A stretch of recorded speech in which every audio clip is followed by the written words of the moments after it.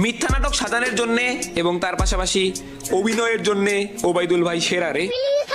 ক্ষমা করে দাও ওই কিরে কমেন্ট বক্স খোলার আগে ভিডিও দেখো, কারণ ভিডিওর ভিতরে মধু মধু ভরপুর, শুধু রসমালাই আর রসমালাই।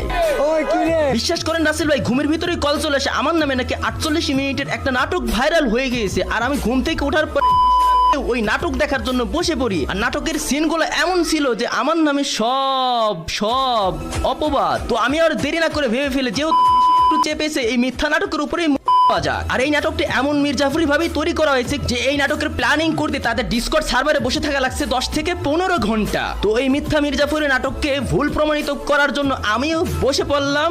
জিল্লু মির্জাফরে অভিনয়ের জন্য আবদুল কাকু সরি অভিনয় ভাই সেরা রে। শুধু কি গাইস অভিনয় না, এর পাশাপাশি বিশ্বের সেরা বাটপার, বিশ্বের সেরা বেঈমান, এর পাশাপাশি সেরার সেরা মিথ্যাবাদী, সবকিছুর জন্য আমাদের আবদুল কাকু অভিনয় ভাই সেরা রে।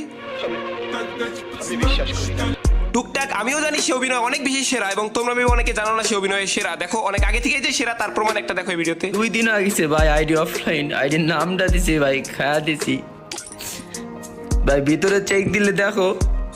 কি ভাইয়া কি মনে পড়ে? তোমরা এই ভিডিওটা অনেকেই দেখছো, এবং এই ভিডিওটা বানানোর জন্য যখন আমাকে ফোর্স করা হয় আমি তো সরাসরি না করে দিই, এবং তারপরেই ভাবতে থাকি এর মধ্যে গ্যাঞ্জাম আছে। যে মানুষ পাবলিকলে সরাসরি চুতিয়া বানাইতে চায় ভাইরাল হওয়ার জন্য, তখনই আমার বোঝা উচিত ছিল যে ইন ফিউচারে সে আমার পিছনেও বাজ দিতে পারে যে কোনো টাইমে।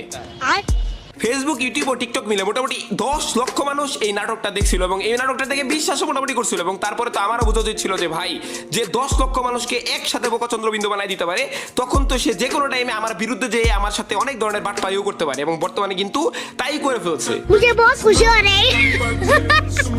যাই হোক গাইস, খুশি